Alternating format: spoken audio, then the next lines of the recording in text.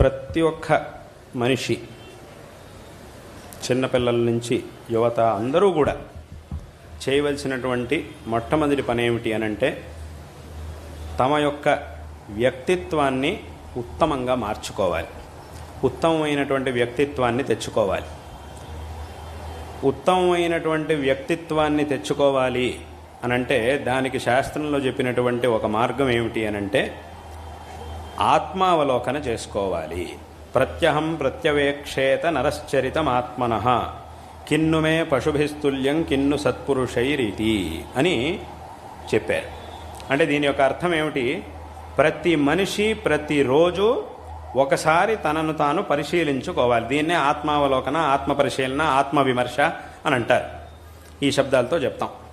అంటే ఎలా పరిశీలన చేసుకోవాలి అని అంటే ఇవాళ రోజు నేను చాలా పనులు చేశాను. ఈ పనులన్నీ కూడా ఎలాంటి పనులు? సత్పురుషులు చేసేటటువంటి పనులా, లేదంటే దుష్టులు అథవా పశువులు చేసేటటువంటి పనులా? ఎలాంటి పనులను చేశాను ఇవాళ రోజున నేను అనేటటువంటి విమర్శని ప్రతి ఒక్కరూ చేసుకోవాలి అని మనకి మన ధర్మం చెప్తోంది. ఇలా చేసుకోవడం వల్ల ఏమవుతుంది అనంటే మనలో ఉన్నటువంటి మంచి గుణాలు, మనలో ఉన్నటువంటి చెడు గుణాలు అన్నీ కూడా మన దృష్టిలోకి వస్తాయి, మన దృష్టికి వస్తాయి. ఎంత మంచి ఉంది, ఎంత చెడు ఉంది, రెండు కూడా మన దృష్టిలోకి వస్తాయి. వచ్చినప్పుడు ఏమవుతుంది అనంటే మంచి విషయాల్ని కాపాడుకోవాలి, ఇంకా పెంచుకోవాలి. ఏవైతే చెడు విషయాలు మన దృష్టిలోకి వచ్చినాయో, నేను ఇలా చేయకుండా ఉండాల్సింది, నేను చేసింది తప్పు అని ఏ విషయాలైతే మన దృష్టిలోకి వచ్చాయో వాటిని సరి చేసుకోవడానికి ఒక మార్గం అనేది మనకి ఏర్పడుతుంది. ఇలా ఆత్మవిమర్శ చేసుకున్నప్పుడు మన యొక్క వ్యక్తిత్వాన్ని మనం పెంచుకోవడానికి ఇది మనకి ఉపయోగపడుతుంది. ఇటువంటి ఆత్మ విమర్శని ప్రతిరోజు కూడా మనం చేసుకుంటూ ఉంటే ఒక ఉత్తమమైనటువంటి వ్యక్తిత్వ నిర్మాణం అనేది ప్రతి మనిషిలోనూ ఏర్పడుతుంది. ఇటువంటి పనిని చిన్నప్పటి నుంచి మనం చేస్తూ ఉండాలి, చేయగలగాలి. చేస్తున్నప్పుడు ఉత్తమమైనటువంటి వ్యక్తిత్వం మనలో ఏర్పడుతుంది. ఇది మొట్టమొదటి విషయం. ఇక్కడ ఏదైనా ఒక చెడు గుణం మనలో ఉన్నట్టుగా మన దృష్టికి వచ్చింది అన్నప్పుడు మొట్టమొదట మనం చేయాల్సిన పని ఏమిటో తెలుసా? దాన్ని ఒప్పుకోవాలి.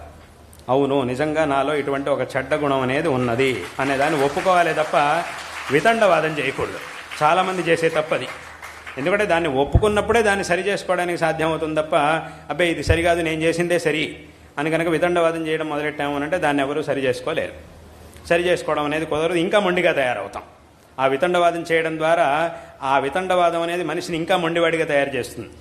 ఏం చేస్తుంది అంటే అంతకుముందైతే ఏదో తప్పు చేశాడు, కానీ ఇప్పుడు ఈ వితండవాదం చేసి తర్వాత ఎలా తయారవుతాడంటే చేస్తే తప్పే చేయాలి అన్నట్టుగా తయారైపోతాడు మనిషి. ఎందుకు చేయకూడదు, ఇలాగే చేస్తా నేను, ఎవడేమనుకున్నా సరే ఇలాగే చేస్తా నేను అనేటటువంటి ఆ మొండితనం మనిషికి వస్తుంది. కాబట్టి అది రాకుండా ఉండాలి అంటే ముందు ఆ తప్పు మన దృష్టికి వచ్చినప్పుడు మొట్టమొదటి దాన్ని ఒప్పుకోవాలి. ఆ ఒప్పుకున్న తర్వాత చేయవలసింది ఏమిటి అని అంటే ఒప్పుకుంటే అక్కడికి ఇంకా ఆ సరి చేసుకోవడంలో 90% అయిపోయినట్టే. ఇంకా మిగిలింది 10%. ఆ 10% ఏమిటి అని అంటే దాన్ని సరి చేసుకోవడం.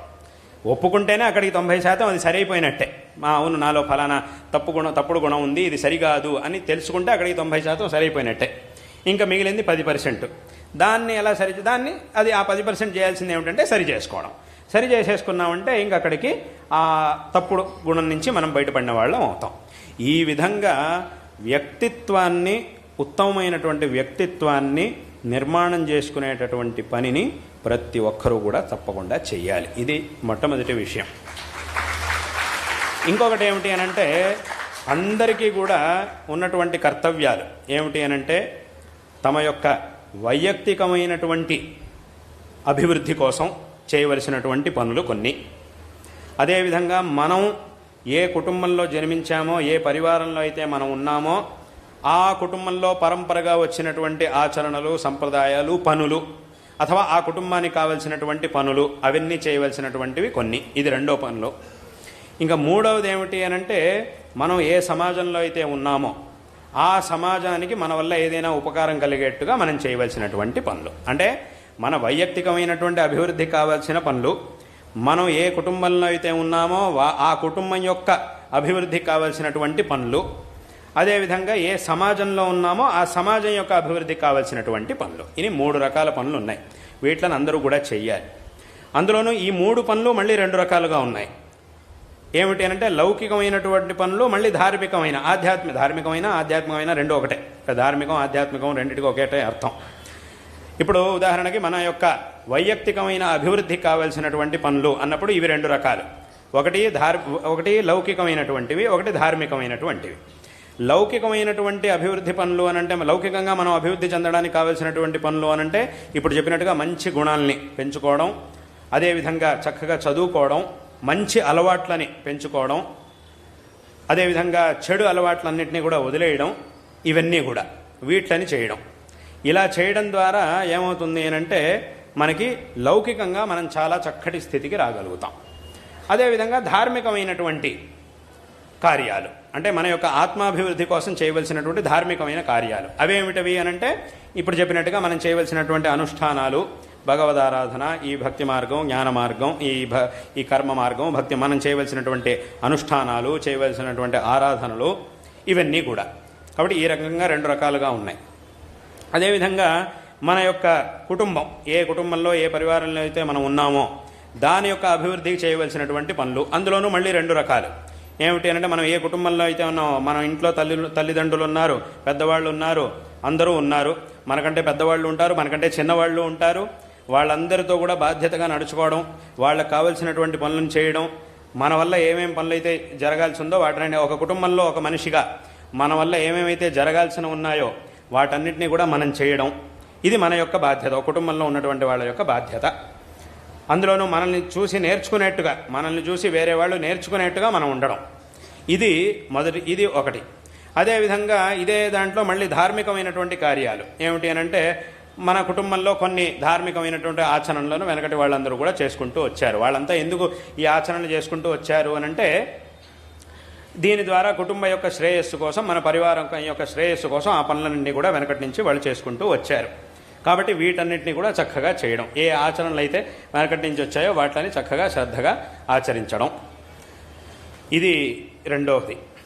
అదేవిధంగా మూడవది ఏమిటంటే మనం ఏ సమాజంలో అయితే ఉన్నామో ఆ ఏ సమాజం ద్వారా మనం ఉపకారాన్ని పొందుతూ ఉన్నామో, ఏ సమాజంలో మనం జీవిస్తూ ఉన్నామో దానికి కావలసినటువంటి పనులని చేయడం. అంటే ఏమిటి అనంటే సమాజంలో ఎవరైతే కష్టాల్లో ఉన్నారో వాళ్ళకి ఉపయోగపడేటటువంటి పనులను చేయడం, మన ద్వారా ఎంత సాధ్యం అవుతుందో అంతమందికి ఉపయోగపడేలా చేయడం, ఆ మంచి పనులు చేయడం సమాజంలో. అంటే ఇది ధర్మానికి, అంటే ఇది కూడా ధార్మికమైనటువంటి విషయమే, ఉపకారం చేయడం అంటే అది ధర్మమే. అదేవిధంగా సమాజంలో మన యొక్క ధర్మం, ఏ ధర్మాన్ని అయితే మనం అనుసరిస్తూ వస్తున్నామో, ఈ సనాతన హిందూ ధర్మం అనేది ఏదైతే ఉందో ఈ ధర్మాన్ని మనం అనుసరిస్తూ వస్తున్నాం.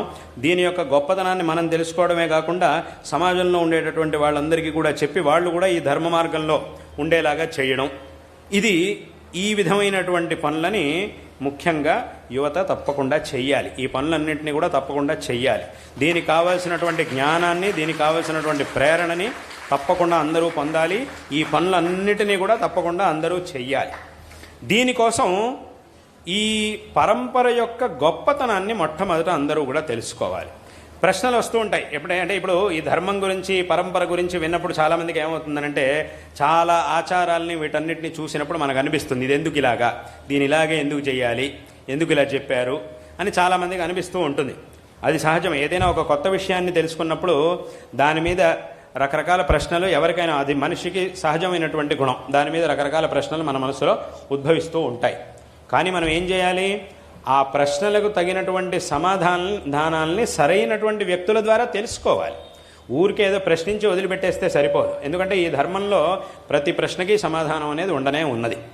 కాబట్టి ఆ ప్రశ్నలు వచ్చినప్పుడు సరైనటువంటి వ్యక్తిని అడగాలి. ఆ వ్యక్తి ద్వారా ప్రశ్నలకు సమాధానం మనం తెలుసుకోవాలి. ఒక ప్రశ్న సమాధానం దొరకనంత వరకు అది బలంగా ఉంటుంది. సమాధానం దొరికింది అనంటే సమాధానమే బలంగా అవుతుంది.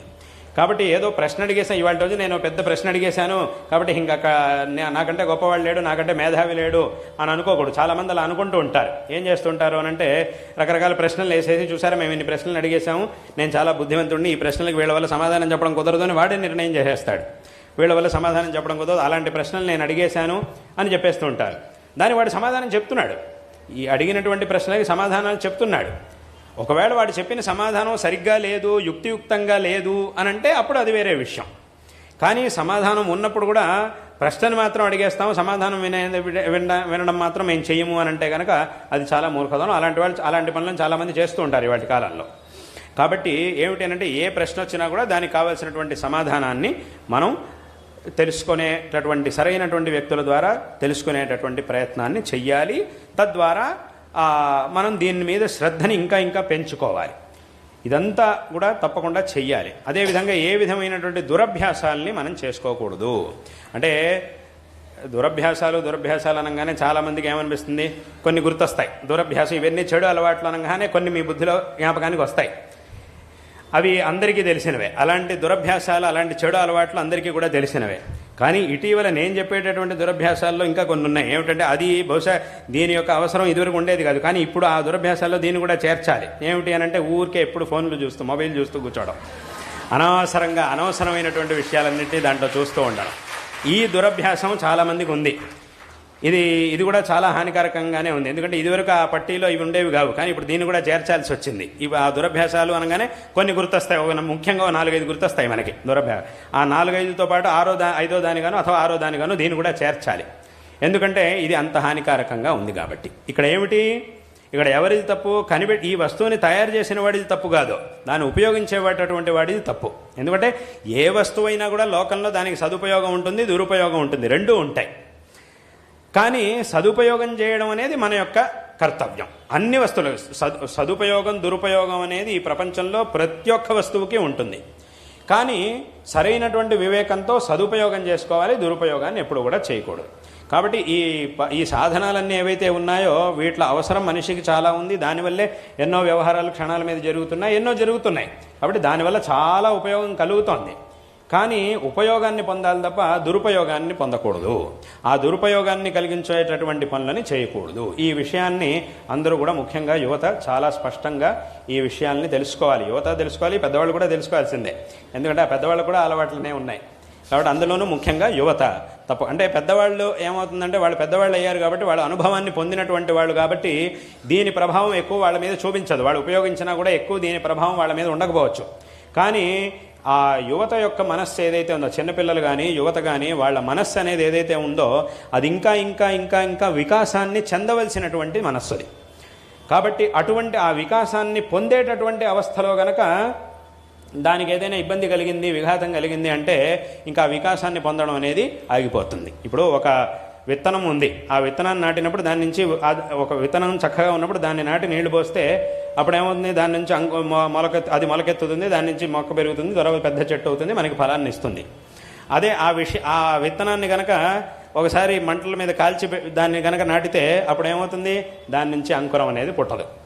అది చక్కగా ఉన్నప్పుడు దాని నుంచి ఒకసారి మంటల్లో పడేసి కొంచెం కాలిన తర్వాత మళ్ళీ దాన్ని తీసి ఆ కాలిపోయిన విత్తనాన్ని తెచ్చి నాటామనుకోండి, అప్పుడేముంది, దాని నుంచి అంకురం అనేది పుట్టదు, మొలకెత్తదు అది. ఎందుకంటే అది కాలిపోయింది, అక్కడికి అయిపోయింది దాని పరిస్థితి. అదేవిధంగా అవుతుంది. ఈ చెడు అలవాట్ల వల్ల మన యొక్క బుద్ధికి ఇటువంటి విఘాతం కలుగుతుంది. అక్కడికి ఆ వికాసానికి చాలా పెద్ద ప్రతిబంధకం అనేది ఏర్పడుతుంది. కాబట్టి ఇటువంటి చెడభ్యాసాలని మానేయాలి. ఇప్పుడు చెప్పబడినటువంటి ఈ పనులు, అందులోనూ ధార్మికమైనటువంటి, అంటే ఒకటి వైయక్తికంగా మనం అభివృద్ధి చెందడానికి కావాల్సినటువంటి పనులు, అదేవిధంగా మనం ఏ వంశంలో ఏ కుటుంబంలో అయితే మనం జన్మించామో దాని యొక్క శ్రేయస్సుకి, దానిలో మనకున్నటువంటి బాధ్యతలు ఏవైతే ఉంటాయో వాటికి సంబంధించినటువంటి పనులు, అదేవిధంగా ఏ సమాజంలో అయితే మనం బతుకుతున్నామో, ఏ ధర్మంలో అయితే మనం బతుకుతున్నామో దానికి సంబంధించినటువంటి పనులు. మళ్ళీ ఈ 3 పనులు ఇప్పుడు చెప్పినట్టుగా 2 రకాలు, లౌకికము మరియు ధార్మికం. ఈ విధంగా ఈ పనులన్నింటినీ కూడా చేస్తూ ఈ అన్ని దురభ్యాసాల నుంచి దూరంగా ఉంటూ చక్కటి జీవితాన్ని గనక మనం నిర్మించుకుంటే తప్పకుండా ఉత్తమమైనటువంటి స్థితికి మనం వస్తాము అనేటటువంటి విషయంలో ఏమాత్రం సందేహం లేదు. ఇక్కడ కేవలం, అంటే నేను ఇందాక నుంచి 2 రకాలుగా ఎందుకు చెప్తున్నాను అనంటే, కేవలం లౌకికమైనటువంటి అభివృద్ధి మాత్రమే సరిపోదు, ధార్మికమైనటువంటి ఒక చైతన్యాన్ని కూడా తప్పకుండా మనం పొందాలి. లౌకికంగా ఏదో విద్యాభ్యాసం చేసాము, చాలా పెద్ద పెద్ద చదువులు చదివాము, ఎక్కడెక్కడికి వెళ్ళి చదువుకొని వచ్చామంటే సరిపోదు. అది చాలా అవసరం, అందులో సందేహం లేదు. కానీ ఇటువంటి ధార్మికమైనటువంటి ఆ మార్గదర్శనాన్ని కూడా తప్పకుండా మనం పొందినప్పుడు మాత్రమే పరిపూర్ణంగా మన మీద మనం నిగ్రహాన్ని సాధించగలుగుతాం, ఉత్తమమైనటువంటి స్థితికి మనం రాగలుగుతాం. కాబట్టి ఈ విషయాన్ని అందరూ కూడా తప్పకుండా తెలుసుకోవాలి. భగవంతుడు అందరికీ కూడా చక్కటి బుద్ధిశక్తిని ఇచ్చాడు. మీ అందరికీ కూడా చక్కటి కుటుంబాన్ని ఇచ్చాడు, చక్కటి తల్లిదండ్రులను ఇచ్చాడు, చక్కటి కుటుంబాన్ని ఇచ్చాడు, చక్కటి బుద్ధిశక్తిని ఇచ్చాడు. వీటన్నిటినీ కూడా భగవంతుడు ఇచ్చాడు. ఎందుకంటే లోకంలో కనుక మనం చూస్తే ఇవి కూడా లేనటువంటి వాళ్ళు ఎంతోమంది ఉన్నారు. చాలా కష్టమైనటువంటి పరిస్థితిలో ఉండేవాళ్ళు ఎంతోమంది ఉన్నారు. కాబట్టి అలా పోలిస్తే కనుక మనందరికీ కూడా మీ అందరికీ కూడా చాలా మంచి ఒక వాతావరణాన్ని భగవంతుడు ప్రసాదించాడు. కాబట్టి ఇటువంటి పరిస్థితిలో చక్కగా చదువుకోవాలి, చక్కగా సాధన చెయ్యాలి. కొన్నిసార్లు ఏమవుతుందంటే మనం చేసినటువంటి సాధనకి తగినంత ఫలం ఆ సమయానికి లభించకపోవచ్చు. అంటే చాలామంది ఏమడుగుతుంటారు నా దగ్గర అనంటే, ముఖ్యంగా చాలామంది పిల్లలు యువత నా దగ్గర ఎప్పుడు కూడా అడిగేటటువంటి ప్రశ్న ఏమిటి అనంటే, మేము ఎంత చదువుకున్నా కూడా మాకు రావట్లేదండి, ఏం చేయాలి అని అడుగుతుంటారు. ఎంత చదువుకున్నా కూడా రావట్లేదు అని అడుగుతుంటారు. అప్పుడు నేను వాళ్ళకి చెప్పే సమాధానం ఏమిటంటే, ఎంత చదువుకున్నా రావట్లేదు అని అంటే అప్పుడు ఏం చేయాలి అంటే వచ్చేంత వరకు చదువుకోవాలి. అదే దీనికి సమాధానం. ఎంత చదువుకున్నా రావట్లేదు ఏం చేయాలి అని అంటే అప్పుడు ఏం చేయాలి, వచ్చేంత వరకు చదవాలి అనేది దీనికి సమాధానం. అంతకంటే ఇంకా సమాధానం చెప్పలేము. అయితే ఏమవుతుందంటే కొంతమందికి ఒకసారి చదువుకుంటే వచ్చేస్తుంది, కొంతమంది 4 సార్లు చదవాలి, కొంతమంది 10 సార్లు చదవాలి, కొంతమందికి 15 సార్లు చదవాలి.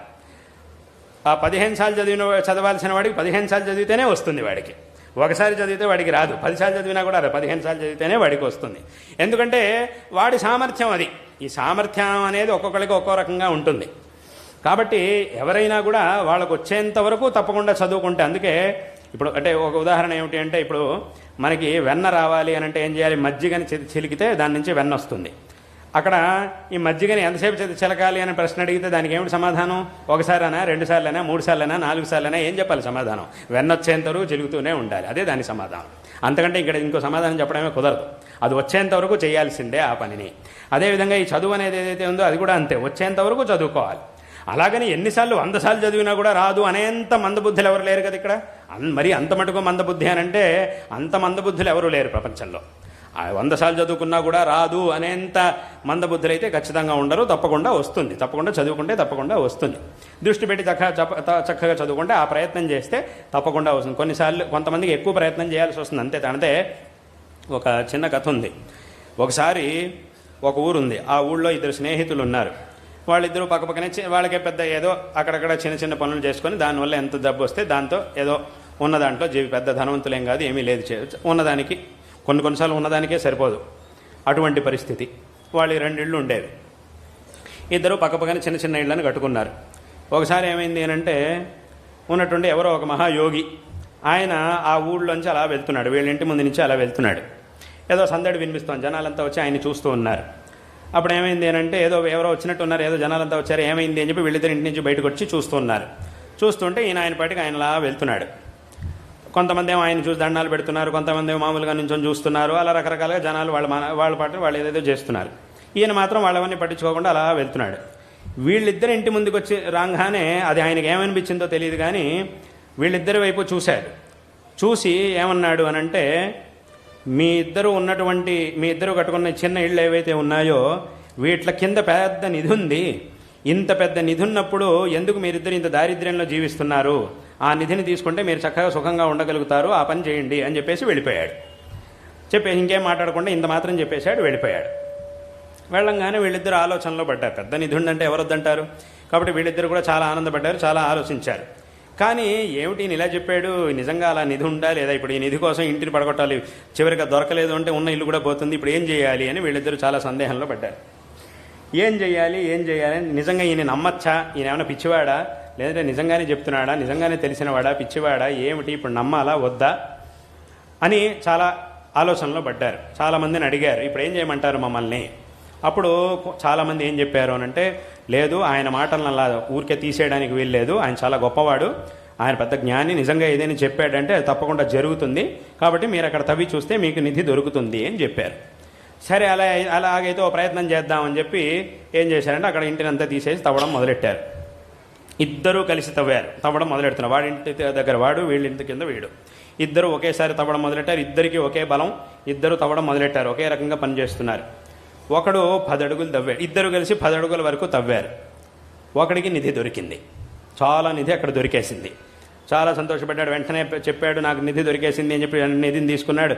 ఆ నిధిని అంతా తీసుకుని ఇంక ఇక్కడ ఉండాల్సిన పని లేదు, హాయిగా నేను ధనవంతుడిగా ఎక్కడో బతుకుతానని చెప్పి హాయిగా అక్కడి నుంచి వెళ్ళిపోయాడు. కానీ రెండో వాడికి మాత్రం దొరకలే. అప్పుడు వీడేం చేశాడు, అదేమిటి వాడి 10 అడుగులకి దొరికింది కదా, నాకు దొరకలేదేమిటి అని చెప్పి వీడేం చేశాడు అంటే ఇంకో 2 అడుగులు తవ్వాడు. చూద్దాం ఇంకొంచెం చూద్దాం అని చెప్పి ఇంకో 2 అడుగులు తవ్వాడు, దొరకలా. ఇంకో 2 అడుగులు తవ్వాడు, దొరకలా. ఇంకో 2 అడుగులు తవ్వాడు, దొరకలా. 15 దాటిపోయింది, 16 అడుగులు తవ్వేశాడు, ఇంకా ఏమీ దొరకలేదు. ఇంకో 4 అడుగులు తవ్వాడు, అయినా కూడా దొరకలే. 10 అడుగుల కంటే ఎక్కువ ఇంకో రెట్టిమా 20 అడుగులు తవ్వాడు, అయినా కూడా ఏమీ దొరకలేదు. 22 అడుగులు తవ్వాడు, అయినా కూడా వాడికి ఏమీ దొరకలేదు. ఇంకా వాడు చాలు ఇంకా అయిపోయింది, ఏదో ఆయన ఏదో చెప్పాడులేండి, ఎంత పెద్ద యోగి అయినా కూడా చెప్పినవన్నీ కూడా ఎక్కడ నడుస్తాయి, ఏదో వాడికి నడిచింది తప్ప నాకు అది నిజంగా జరగలేదు, సర్లే పోన్లే వాడికి దొరికింది నాకు దొరకలేదు, ఇంక ఇదంతా ఈ ప్రయత్నం చేయడం వ్యర్థం అని చెప్పి వదిలేశాడు. అయినా కూడా చూద్దామని చెప్పి ఇంకో అడుగు తవ్వాడు, అయినా దొరకలే. అక్కడ మొత్తం 23 అడుగులు తవ్వాడు, అయినా దొరకలేదు. ఇంకా చాలు అని చెప్పి వదిలేశాడు. వదిలేసి మళ్ళీ దానంతా పూర్తి చేసి మళ్ళీ పాత ఇంటిని మళ్ళీ కట్టుకున్నాడు, అక్కడే ఉన్నాడు. కానీ నిజం ఏమిటి, ఇంకొక 2 అడుగులు ఎల్లుంటే వాడికి దొరికినటువంటి నిధి కంటే 4 రెట్లు ఎక్కువ నిధి వీడింటికి ఉండింది. దానికంటే కూడా నిజంగా 4 రెట్లు ఇక్కడ ఉండింది. కాబట్టి వీడు ఎక్కువ తవ్వినందుకు వీడి శ్రమ ఎక్కడ వృధా పోవట్లేదు, ఇంకా ఎక్కువ నిధే వాడికి దొరికేటటువంటి అవకాశం ఉండింది. కానీ అది ఎందుకు దొరకలేదు వీడికి అంటే వీడి ప్రయత్నాన్ని మానుకోవడం వల్ల అది ఆగిపోయింది. ఆ ప్రయత్నాన్ని మానుకోవడం వల్ల వీడికి ఫలితము దొరకలేదు, మళ్ళీ జీవితం మొత్తం దారిద్ర్యంలోనే జీవించాల్సి వచ్చింది. అంటే అక్కడికి ఏమైంది, ఈ ప్రయత్నానికి అంత బలం అనేది, ప్రయత్నాన్ని తప్పకుండా మనం చెయ్యాలి ఫలం దొరికేంత వరకు. అంటే సరైనటువంటి మార్గంలో, ఏ మార్గంలో వెళితే నాకు ఫలం దొరుకుతుంది అనే విషయాన్ని మొట్టమొదట ప్రామాణికులైనటువంటి వ్యక్తి నుంచి స్పష్టంగా నిర్ణయించుకొని ఆ తర్వాత మనం దాంట్లో దిగాము అనంటే ఫలం దొరికేంత వరకు ప్రయత్నం చేయాల్సిందే, చేస్తూనే ఉండాలి. ముందు సరైనటువంటి మార్గాన్ని నిర్ధారించుకోవాలి మొట్టమొదట. అలాగని ఏది పెడితే దాంట్లో అనవసరంగా ప్రయత్నాలు చేయకూడదు. సరైనటువంటి మార్గం ఏది అనేదాన్ని పెద్దల నుంచి నిర్దేశం తీసుకొని నిర్ణయం చేసుకొని ముందు దాంట్లోకి దిగాలి.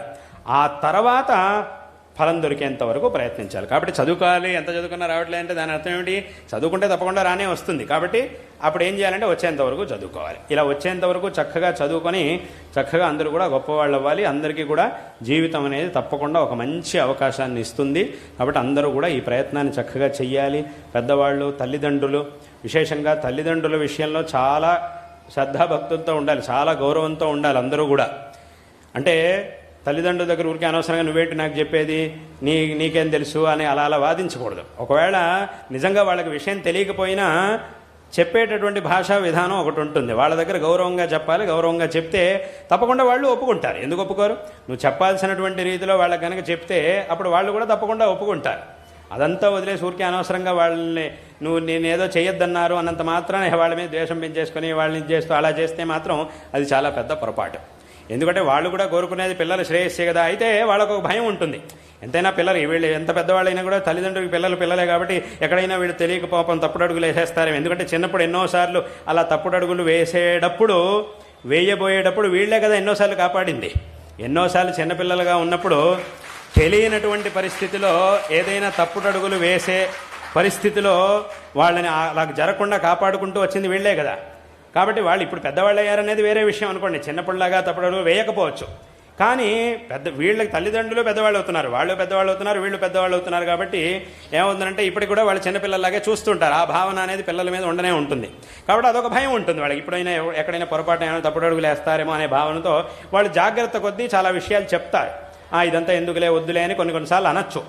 కానీ వాళ్ళకి గనక ఇలా వెళ్తే ఏమీ జరగదు, మంచిదే అనేటటువంటి ధైర్యాన్ని వాళ్ళకి తెచ్చేట్టుగా వాళ్ళకి ఈ విషయాన్ని అర్థం చేయించగలిగితే అప్పుడు తప్పకుండా వాళ్ళు మాత్రం ఎందుకు కాదంటారు. మంచిదే జరుగుతుంది అన్నప్పుడు వాళ్ళు కోరుకునేది మంచే కాబట్టి మంచిదే జరుగుతుంది అని అంటే తప్పకుండా వాళ్ళు కూడా కాదనరు. కాబట్టి దీన్ని అంటే ఆ కళ మనకే రావాలి, పిల్లలకు ఉండాలి.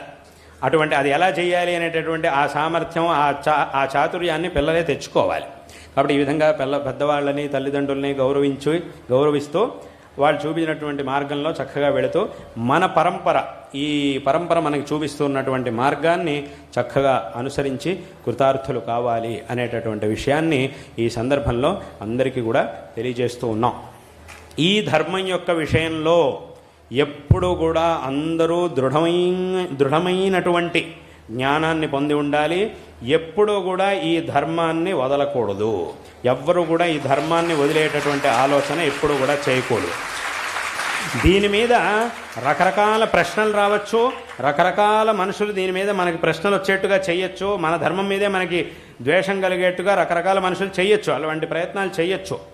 కానీ ఇది నిజంగా గనక అంత ఉత్కృష్టమైన ధర్మం కాకపోతే ఇన్ని సంవత్సరాలు, ఇన్ని లక్షల వేల సంవత్సరాల నుంచి, వేల లక్షల సంవత్సరాల నుంచి ఇంత దృఢంగా ఉండడానికి సాధ్యమే కాదు.